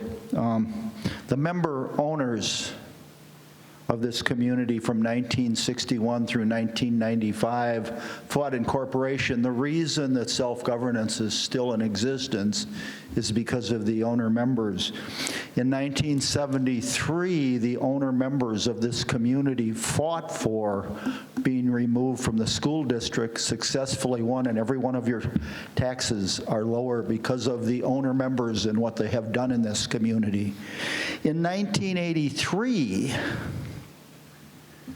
the owner members went out and signed petitions to ensure that this community would have age restrictions added to our documents. Wasn't in our deed restrictions, wasn't in our CC&Rs, it wasn't even a law until 1983, and the members, the owner members, made sure that it happened. Fascinating story. In 1981, now here's the really tricky part of the question. In 1981, when our dues were $40 a year, the Sun Bowl was offered by the Del Webb Devco Corporation to the RCSC membership. And the RCSC board members, in their infinite wisdom, said, should we buy that, members? And they sent a vote out to the membership to increase their dues by $2 to buy the Sun Bowl. Might be the best purchase ever. Maybe the golf courses were there. Maybe not. The net was that the vote was 27,000 returned ballots to buy the Sun Bowl. They weren't afraid to ask the members, was this a good purchase? And I was going to ask you all a question, if you would be willing as a board member in 2023 to turn to the members and ask them, would you be willing to fill in the blanks? I won't even throw a quick test. I'm not going to use Mountain View, and I'm not going to use golf. Would you, as a board member in 2023, have the courage to say to the 32,500 members of this organization, what do you think about? Pretty simple question. Thank you. Okay. Number one, John Solberg. Yes, I think that's a very good question. Yes, I think that's what this is about, is, again, communications. And we need to ask each other. We need to hold each other accountable. You need to hold us accountable, whoever gets on the board, who is the board. That's what this is about, is accountability, too. So, yes, I have no problem in talking to anybody. Thank you. Thank you. John Fast. I don't think we should be afraid of the members. I think if there's something that affects the entire membership, we should throw it out to the members. get their views, and then that's who we are. That's what a fiduciary does, is looks out for the members. So if we don't know what you think about something, how can you do your fiduciary duty? So yeah, you can throw it out in a number of different ways. You can have special meetings. There's, all sorts of things you can do. Again, I just think that there's a wealth of knowledge in the membership that we're not tapping right now. Thank you. Darla Eakins. I'm not really sure why you asked that question, because I think we already told the members that we do want to hear from them, because we created or brought back the member board exchange, and we brought back the member board exchange so that we can ask the members what their opinions are about different things. And that was the purpose of doing that, because we want to hear from the members. And when we just had the board meetings, there wasn't enough dialogue going on, so we wanted to bring that back, because we had it once before and it worked very well. We brought it back so that we can hear the members talk about what they want us to hear. And the only way to do that is to give them the floor. Thank you. Let's see, Jim Rupp. Thank you, Dale. I would absolutely be willing to go forward with something like that, and especially if they offer us the bowl again at a crazy low price. You'd have to be insane to not buy it. But I can't think of another issue like that that's going to come up. But again, one of the things that we're working on is long-term planning, is a questionnaire about what people want. And we hopefully will get a large enough response to that we have a clear view for how we're going to go forward in the future. Thank you. Thank you. Jerry Walczak. Yes, I'm definitely for asking the membership for certain things. But being a board member currently on SHOA, I was on the CCNR committee, and that has been put on hold for the last 3-4 years because there are 384 condo associations and 57 HOAs in Sun City. Very difficult to contact all those different organizations and the people. There's over 39,000 people in town, and get a vote. But I am for involving the membership. Thank you. Thank you. Steve Collins. Yes, I would ask the membership a lot of things. We vote online. We could do referendums every year when we vote to get their opinions. If we were going to build something, we could ask them. We could send out email blasts. We could, and they could respond online or in person. We could have it right when they come in to vote, they could answer questions right on the ballots. So I'm very much for that, and I think it's needed. In this day and age, we have the capability to do those things. We should be doing it. We should know what more of our members want. Thank you. Thank you. Jean Totten. Thank you.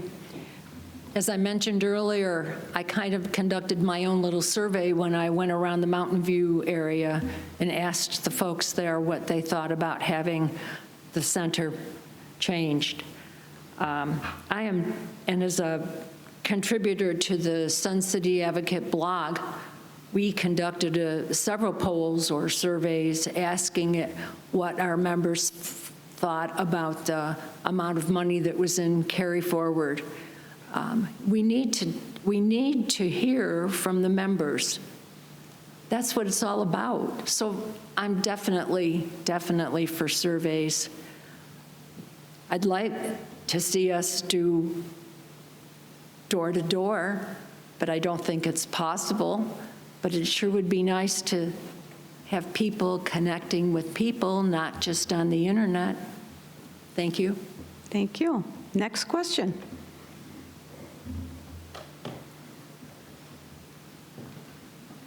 my questions regarding fiduciary, which everybody kind of mentioned a little bit. And I'm going to phrase a simplistic approach of what I think the board and the three-legged stool here. The members pay for it. The board directs management what to do and how to give us what we've asked for. And management comes back to the board and creates projects, other things to accomplish that, to get there, and the board has to approve it. And that's through our electing a board. There seems to be a lot of confusion between the different types of accounts. Large capital projects, such as Mountain View, smaller capital projects, such as like replacing aging fitness equipment, and operational things, just keeping the doors on, keeping things maintained and updated. Should the board be fluent in understanding those types of accounts, those functions? And if not, should services or something be provided to educate all the board members to be fluent in that, so you can look at budgets, you can look at projects and articulate it, not get confused and take an operational issue, make it a PIF issue, or make it a reserve issue. So it's simple. Do you agree with me in terms of the three-legged stool? And do you think that the board members need to be well-educated in those particular aspects of projects that get done here? Thank you. Thank you. Jim Ruff.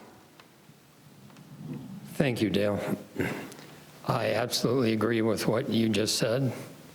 And the board members should be able to read the balance sheet, understand what money is used for what, and be able to explain it to any member that comes up to them.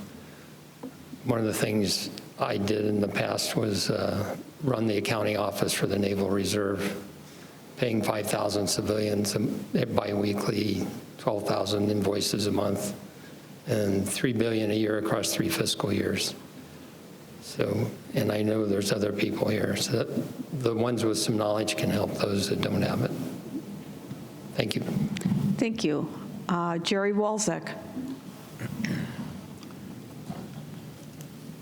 That was a good question, Mike, but I don't think the board needs to be fluent in it because the board hires experts. We have a lot of diverse members on the board, and what I know, I know John doesn't know what I know. I don't know what John knows, and so on and so forth. How do you expect the board members to become fluent or expert in all of the different areas? That's why the board is here to make a decision on who to hire and to hire experts to let us know what to do, when, and how to do it. Thank you. So just to follow up on that, because he also asked if you don't feel comfortable or are not fluent, do you think that there should be education for board members? No, not really. I don't think so, because it would take too much time. And again, everybody up here is different. Everybody out there is different. What might take me 2 months to learn, it might take Darla a week, you know? So that's why we have experts out there. That's why the board sits down and decides what to do, again, when and how. Okay, thank you. John Sahlberg. I think Jerry answered that very well. I have to agree with him. One of my first jobs that I did, like anything, I was a treasurer of a church. It was a good-sized church. I learned a lot how that works. It was big eye-opening. I was 18, 19 years old when I became the treasurer of this church. So yes, I think we do need to learn what we can learn, but I agree with experts helping us out, because we all do learn differently. We all do hear things differently. I am not proficient in typing, but I'm not proficient in writing either. So there's things I'm proficient in, but understanding those things, I do understand the differences in what we have to take. But I think that's why we also hire people to let us know what's going on, because even in our own homes, we have the same worries, the same things we have to go over. Thank you. Thank you. Darla Akins. You know, I think it kind of goes back to, if you remember, when you were working, you didn't know, if you were working with a certain company, you did not know, were not proficient in every aspect of that company, because you have to trust that people are working in different departments know what they're doing. So it's just like they were saying, we hire people that know what they're doing. We hire people that are experts in their field because we're paying them good money. But we need to trust the fact that our general manager is taking care of the corporation, because that's what we hired him to do. So when there is an issue, or when they finally come up with a project, they bring it to us, and then they'll tell us what the project is and where it falls, and then we can know the difference. I mean, we know what the projects are, what the different categories are, and then they'll say what category they think it fits in, and then we will agree or not agree. But I don't think that it's possible for us to be proficient in every area of this corporation. It's just not feasible. Okay, thank you. Steve Collins. That's a good question. With the budget and the figures, John is very proficient in that. He's on the board now. He can look at the sheets and explain everything to us.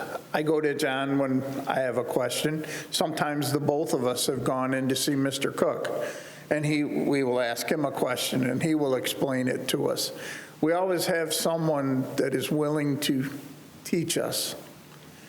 So coming up here as an expert on that, not very many people in this community are going to be, no one probably can come up here and be proficient in everything. But as long as we have a place where we can gather knowledge from, we can learn and we can make the proper decisions. Thank you. Jean Totten. Thank you. Should the board be fluent in finances? Personally, I'll take anything you want to teach me and give me. I've got the time. I want to learn. I think the board needs more training than what it gets. I think the board should have retreats. I think the fact that Steve mentioned that you draw on each other's abilities. No, I wouldn't expect to have to know everything, but between members on the board, the staff who our general manager hires, and the members of our community who used to be out in the financial world, draw on their expertise as well. I like to learn. If I don't want to learn anything anymore, then I might as well go sit in my rocking chair. Thank you. Okay. You want to come forward? Thank you. Yeah. We all make a 3-minute response. Well, I don't we're know how only. I just wanted to address maybe the audience. Do they want to keep asking questions? Well, we're going to wrap it up soon, so we won't do the closing remarks because you had opening remarks. I'd rather hear from the members, and if you can keep the questions short and to the point. Do you want me to respond as well, or do you want? Did I skip you? Oops, I did, John. Sorry. I probably have a different view. I definitely have a different view. I think there should be a minimal financial fluency among the board because the decisions that they make are financial. Experts, no, but be able to talk intelligently about the finances, yes. And I agree with the three-legged stool, your description is, I think, awesome, because that's exactly what we are. We're a three-legged stool, and I can't think of a better description than what you provided. But yeah, as far as education, you betcha. And I've had discussions with the Finance Committee about giving that education, just because I had that experience. Thanks. Thank you. Okay, sorry, John. That's okay. Sir, please. A lot of the comments that have come up tonight raise probably more questions than they answer. But what I'm concerned about is, you know, I do a lot of sports stuff, and I think what you did last year, getting utilization rate of all the facilities was a great step forward. What concerns me, however, is you look at pickleball, which is probably the highest participation numbers-wise, but their utilization rate is not what I would consider comparable to what softball is.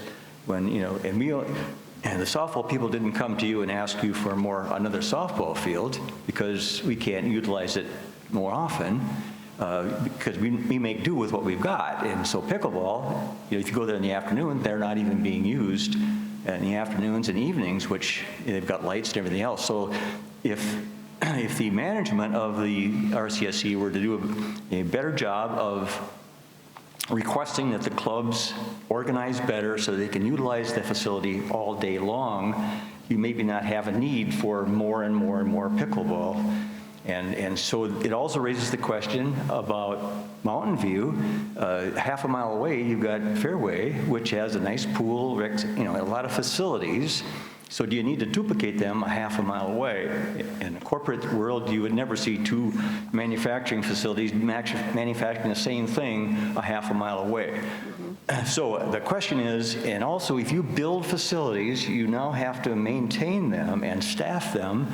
Are you going to request, the question is, are you going to request that the management give you enough detail of what the anticipated cost would be to maintain and staff these facilities so that you could turn around and come back and say, well, we have to raise our rec fees in order to account for that? Because, you know, one of the things that came up at the last board meeting, you know, the point was brought up that we don't want people from outside of Sun City to be able to use our facilities. And Mr. Cook said that if we don't have this policy where you can let the people from outside use a cart and as part of their fees, they wouldn't come, and that would be a $300,000 loss. Well, you know, the question is, you as a board need to make that decision because you could raise so would you do a better job, I guess not say a better job, but a mandate that the management give you a full accountability so that you can make an intelligent decision as to whether or not you build more facilities. Thank you. Okay, and I'm trying to follow, you threw a lot of stuff out here. So you're talking about utilization data or capacity utilization? Is that what you're talking about? Yes, and anytime you build a facility, now you must maintain it. Okay, and that's the staff operational cost. Yes. Yes. And so is that being factored in into this whole concept of how much facility do you need? You know, do you build another pickleball court just because the south end wants more pickleball when they could also go up to the north end and play pickleball? Okay. Okay.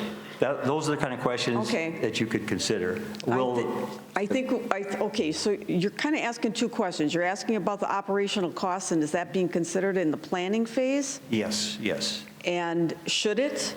Yes. And then did you ask something about utilization or capacity? Yeah, the second thing is if you don't need the capacity, then you don't need to have the facility.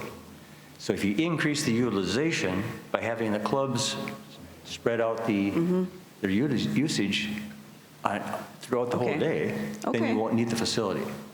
Okay, I think we got it. Jean Totten. Well, I'm not sure I got it, but I'm not as familiar with the how the workings of who gets what space and when and where. But I will tell you that every time I have come up to either Lakeview, which has been a lot lately, I can't help but notice that almost every room is empty and there are only one or two people in the pool. Now, I realize we're not fully back, our snowbirds aren't fully back. in a perfect world, we would all live here and we would all have everything we want. We would have 30 pickleball courts and a gymnasium and a new softball field. But it isn't a perfect world. I think we need to rein things in and try to figure out how to give the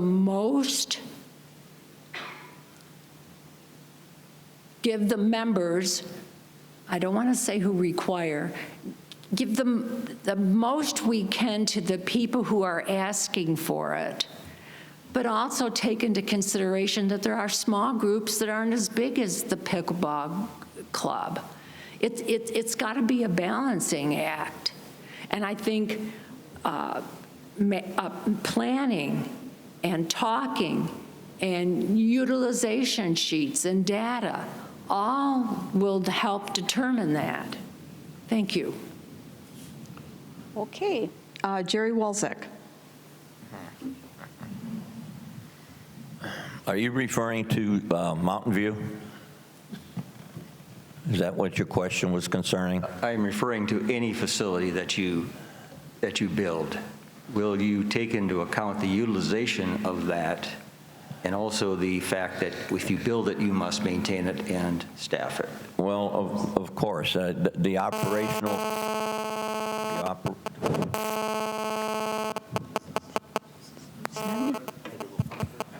the operational portion of it has to be taken into consideration, yes, because you have salaries to pay and so on and so forth. But as was mentioned earlier, you can go around the facilities and see any time throughout the day some of them not being utilized. That happens. I don't know what's going on.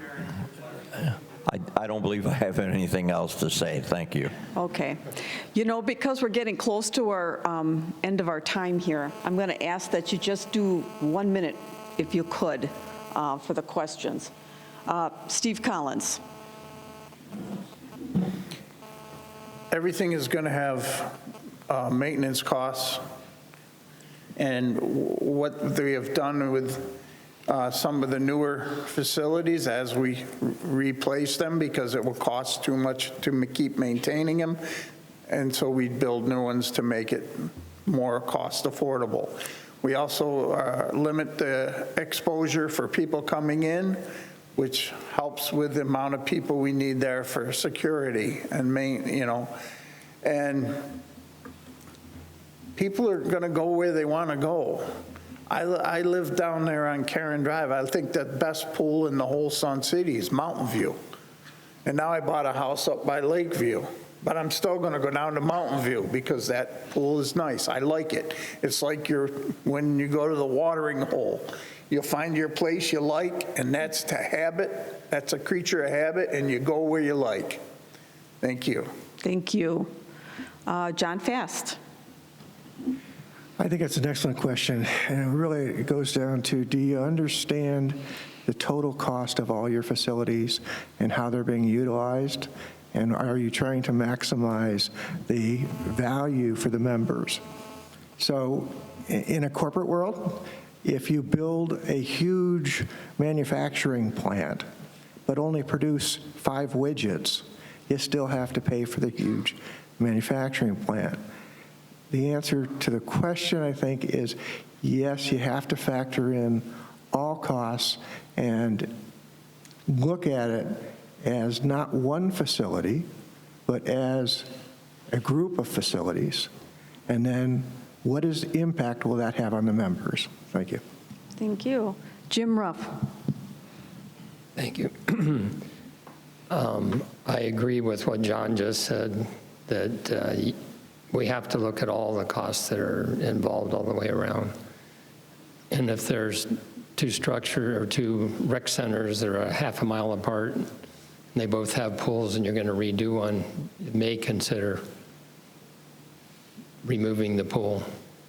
But I think that's such a change from historical objectives, that you might get some butts, but that's one of those things that we could reach out, especially to the neighbors there, do a survey and say who's for this, who's against it, not we're making this decision in a blind room.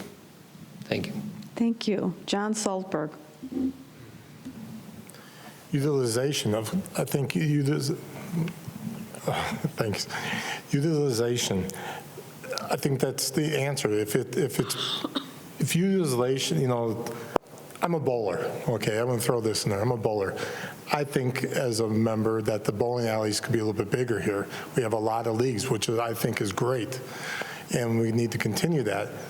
But that's like with anything, if the utilization is not being met, then there's no reason to continue to have more facilities and continue to build those same facilities.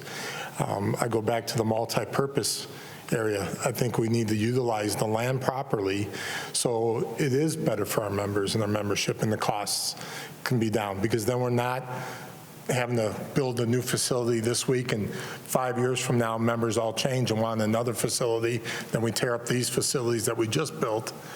That's ridiculous. So I wouldn't do that in my home. I wouldn't do that here. Thank you. Thank you. Darla Akins. I guess they're referring to Mountain View. That's already staffed, and it's already, we already know what the maintenance is going to be for that. So that's already taken care of. I'm not sure we have any new facilities that we're thinking about building, but if we do, I'm sure that our management team will know how to staff it and will know what it takes to maintain it, since we have several buildings already that we're maintaining. So every time we go into like to rebuild a facility like they do with Fairway, we already know what it takes to staff it. We already know what it takes to maintain it. Same thing with Mountain View. Okay. Thank you very much. Okay, we have one lady who's been standing for 20 minutes. We're going to power through this. I just want to make a comment. You guys, several of you mentioned that you would like to see all the members here listening and participating and stuff, but the reason we're not here is we trust you guys. You've been doing a good job forever, even when people complained about the jets and they complained about the railroads. My dad couldn't live here because he was a ham radio guy and you wouldn't take his antennas, but now there's antennas all around. But anyway, I appreciate the work you do, and whoever gets on the board, I trust them, and everything's been good. I do a lot of things here, and it makes me happy. That's the way we started. Thank you. And Steve Cook. I trust you guys. Thank you very much. Thank you, all of you, for attending. A round of applause for the candidates, please. We're all done with our forums. Absentee ballots may be requested starting on Monday, November 7th. You can call the corporate office or just stop by. Online voting starts on November 7th, and there's a sheet in the back of the room that gives you the directions for online voting. And again, thank you so much for coming. Thank you. Bye-bye. Oh, and don't forget to turn your phones on. I said I'd remind you.